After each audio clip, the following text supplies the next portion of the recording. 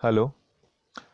आज की वीडियो में हम करेंगे calculation of mode in case of continuous series. Continuous series में मोड को कैसे कैलकुलेट किया जाता है उसके बारे में करेंगे हम। पिछली वीडियोस में मैं आपको इंडिविजुअल सीरीज और डिस्क्रीट सीरीज के बारे में बता चुका हूँ। In continuous series model class, continuous series कौन सी होती है जिसमें जो है आपके पास डिफरेंट क्लासेस दी होती है, क्लास इंटरवल्स दिए होते हैं, जैसे 0 to 10, 10 to 20, 20 to 30।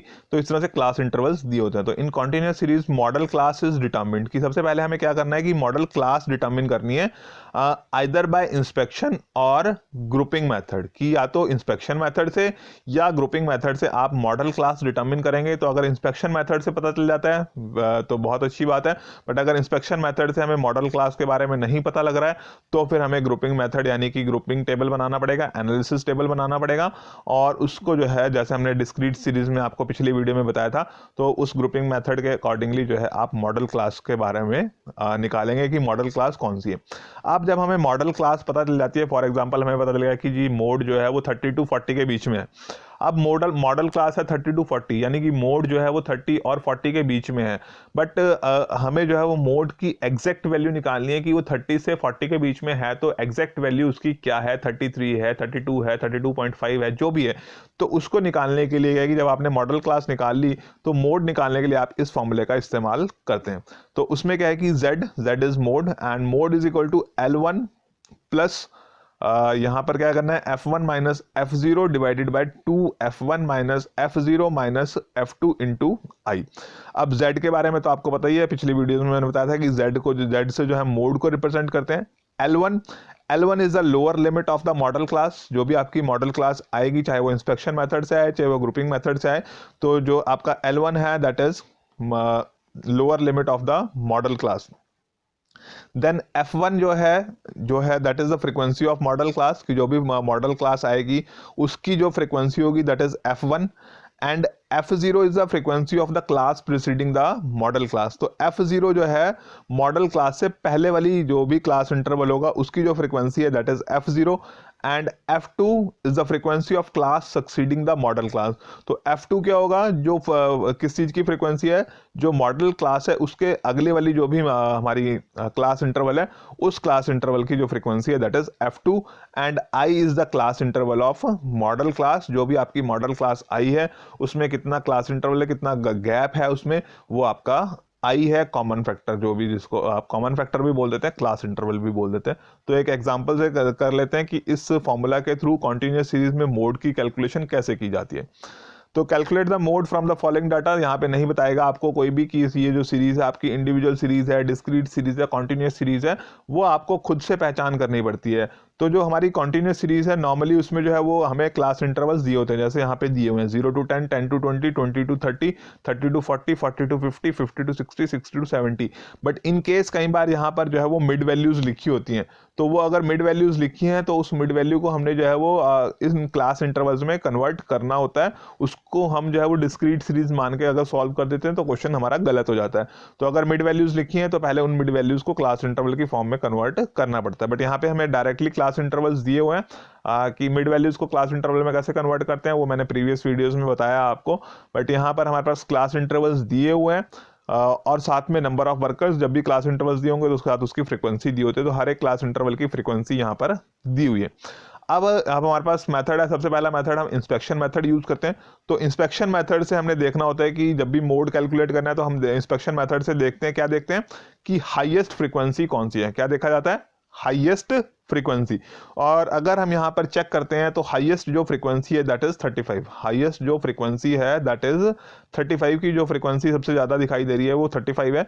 और अगर हम उसके नियर अबाउट एडजॉइनिंग फ्रीक्वेंसीज को चेक करते हैं तो 35 के एक जो है यहाँ पर 22 है और एक है 18। तो 35 और 22 में भी बहुत गैप है एंड 35 और 18 में भी बहुत गैप है। दैट मीन्स कि क्लियर कट मैनर में जो मॉडल क्लास है दैट इज 30 to 40, यानी कि हमारा मोड जो है वो 30 to 40 के बीच में लाई करता है। तो अब इसका सॉल्यूशन करना है हमने, bye inspection method it is clear that model class is 30 to 40 with maximum frequency. Maximum frequency तो होगी ही, बट मैक्सिमम फ्रीक्वेंसी के साथ क्लियर कट है इंस्पेक्शन मेथड से, क्योंकि उसकी एडजॉइनिंग जो भी फ्रीक्वेंसीज हैं वो इतनी उसके नियर अबाउट कोई भी नहीं है, बहुत ज्यादा गैप है। इसलिए क्लियर कट हमें पता चल रहा है कि जो है मॉडल क्लास हमारी यही है 30 to 40 वाली, जिसमें जो है वो फ्रीक्वेंसी सबसे ज़्यादा है। तो अब हमें मॉडल क्लास के बारे में पता चल गया। अब मॉडल क्लास 30 to 40 है। अब हमें क्या करना है, फाइंड आउट करना है कि 30 to 40 के बीच में जो है वो मोड कहाँ पर लाई कर रहा है, कहाँ पर जो है वो एग्जिस्ट कर रहा है। तो उसके लिए फॉर्मूला मैंने पहले बता दिया था आपको कि z is equal to L1 plus F1 minus F0 divided by 2 F1 minus F0 minus F2 into i. तो L1 जैसे मैंने बताया था कि L1 क्या है, lower limit of the modal class. तो जो मॉडल क्लास है उसकी लोअर लिमिट जो है वो 30 है, हमने 30 लिख दिया। देन प्लस का साइन है, प्लस का साइन लिख दिया।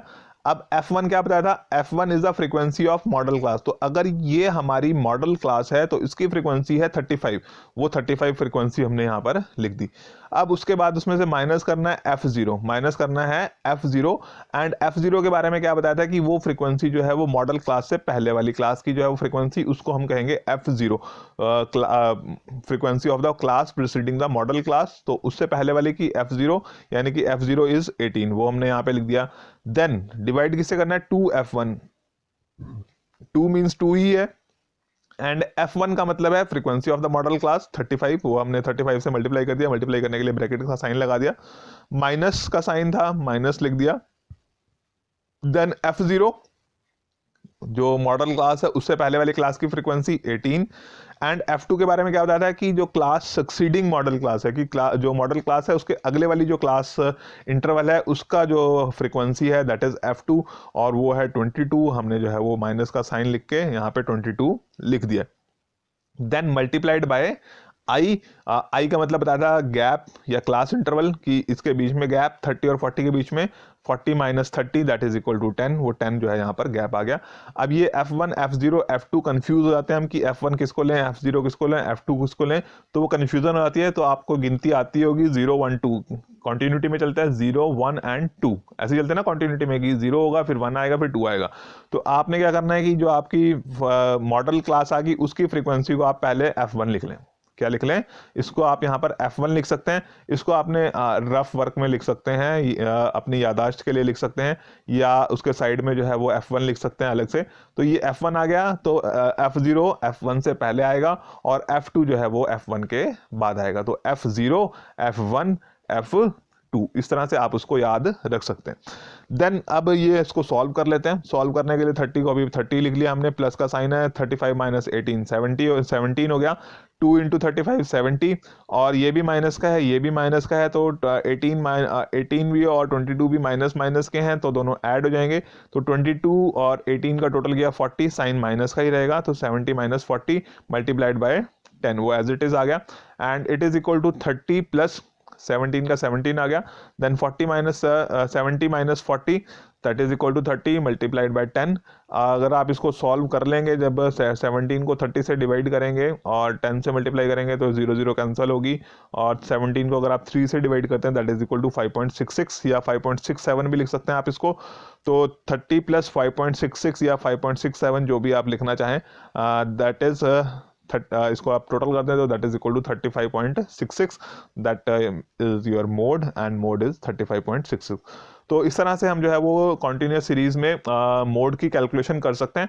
और इन केस की अगर यहाँ पर भी जो है वो प्रॉब्लम आ जाती है कि यहाँ पर हमारे पास 35 है फ्रीक्वेंसी और एक कॉरस्पॉन्डिंग फ्रीक्वेंसी अगर यहाँ पर जो है वो 33 34 हो जाती है, तो बहुत ज़्यादा डिफरेंस नहीं है 35 और 33 में या 34 में, तो हमें क्या है कि फिर उस केस में ये इंस्पेक्शन मेथड से हमें मॉडल क्लास का पता नहीं चलेगा, तो हमें ग्रुपिंग टेबल और एनालिसिस टेबल बनाना पड़ेगा। तो उसके बारे में मैंने पिछली वीडियोस में पिछली जो डिस्क्रीट सीरीज की वीडियो थी उसमें आपको बताया है कि किस तरह से जो है आप ग्रुपिंग टेबल और एनालिसिस टेबल बनाते हैं।